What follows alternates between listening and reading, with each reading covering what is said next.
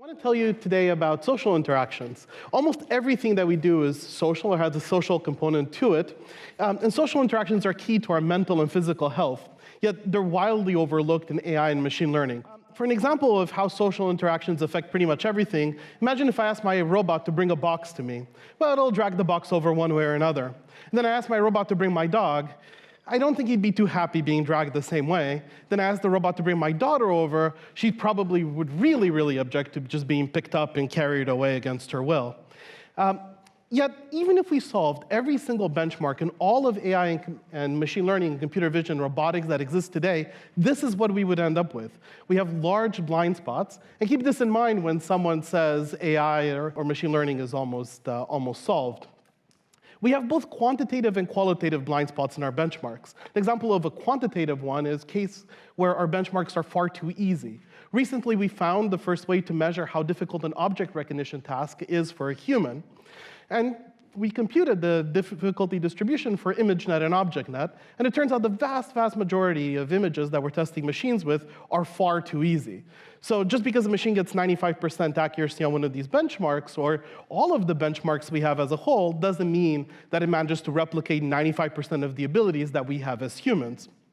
But I want to focus on the qualitative shortfalls of the kinds of benchmarks that we build.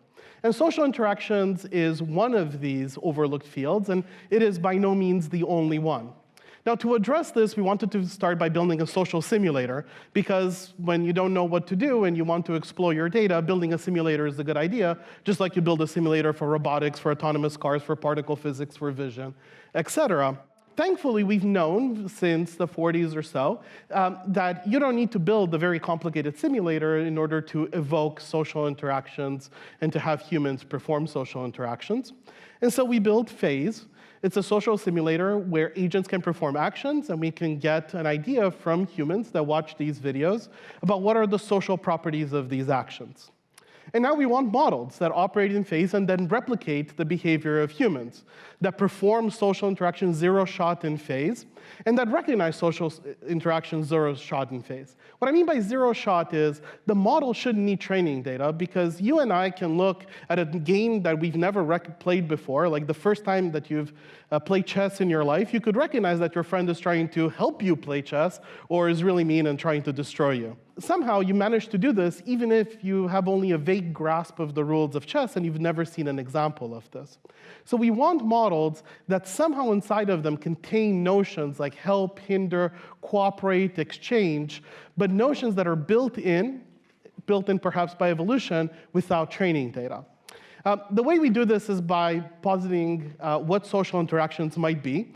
And this might not be true, but at least it's a mathematical model that can be falsified, which is more than we've ever had before. So what we believe social interactions are is they're the behavior that occurs when you incorporate another agent's model into your own and you reason with it. So an agent that's not social is an agent that runs according to an MDP. A Markov decision process is just an idealized robot. A social agent, on the other hand, thinks to itself, hey, this agent over here is running an MDP. I'm going to estimate its MDP and incorporate it into my own behavior. And then I'm going to align my actions to its actions, in which case I'm going to help it. Or I'm going to intentionally misalign my behaviors to its rewards, in which case I'm constantly going to be frustrating it and making sure that it never achieves anything. You can even nest this process even further. We call this a social MDP. And now you end up with a robot that can think to itself, hey, we're all working towards helping this third person. And it can reason about what it does it mean for all of us to work together to help another agent achieve its goals. One part that's interesting about these models is that they sort of answer a question that psychologists have had for well over half a century now, which is, what gives rise to all the amazing, complicated social behaviors that we have? And one answer that they posited is perhaps we have a relatively small number of basis social interactions that combine together in some way. If you look at this baby, really, if you had a robot nanny, you would want to say to the robot, hey, I do want this child to be fed, but I also want to make sure that they don't injure themselves. And it turns out that if you build the social MDP for making sure that the child achieves its goals of eating, and you build the social MDP for making sure that the child doesn't hurt itself, you can combine those together in a formal way and end up with a model that behaves rationally, which was never possible before. We really believe these models are not just a trick or a way for robots to imitate what we do, but they could be the real underlying model that humans use and animals use for social interactions, in which case we could use them to inspect our own social senses. Right now, if you want to figure out if someone has a social impairment, really what we do is we create videos and cartoons, some of which are social, some of which are non-social, on a best effort basis, not guided by any model or understanding. And then we show them to humans and hope that they allow us to tell different groups of people apart from one another, which they have not done very successfully in the past. Instead, now what we can do is take these models, ablate them, generate different kinds of videos that are sensitive to different kinds of problems inside our social models, and use them to try to understand what happens to different groups of people that might have different kinds of social impairments. Maybe one day being able to develop tests of social impairments that have units and mechanistic explanations associated with them, just like you measure your blood pressure. We can also use these models by inverting them to enhance our social senses. Very often when we think about enhancing someone's senses, we think of, oh, well, they're going to walk around and I'm going to tell them that's a chair and that person's happy. But that's not really what you want if you have an impairment. What you want is a system that takes advantage of the skills that you have and helps fix the world around you so that you can perceive it well. And we pioneered this kind of approach for photosensitivity. I can't show you a video because it would be dangerous if anybody would have an epileptic attack or a migraine.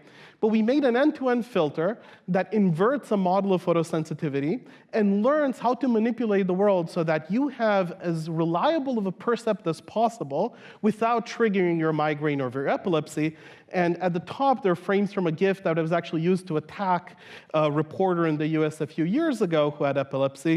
At the bottom, they're the corrected frames. There's some distortion, but if he had that filter running all the time, he could safely, for example, watch YouTube without worrying about being attacked. Something else that's a big blind spot for our machines today in our benchmarks is teaching, despite the fact that the average American or European adult spends over 9,000 hours of their lives in the classroom. We don't have benchmarks for machines teaching humans or humans working with machines to discover new kinds of concepts. So we're only beginning to get at how do you even make a benchmark for that? It turns out to be rather tricky. But I want to thank all of the amazing people, past and present, in our group that have participated in this research and that really did a lot of this amazing work.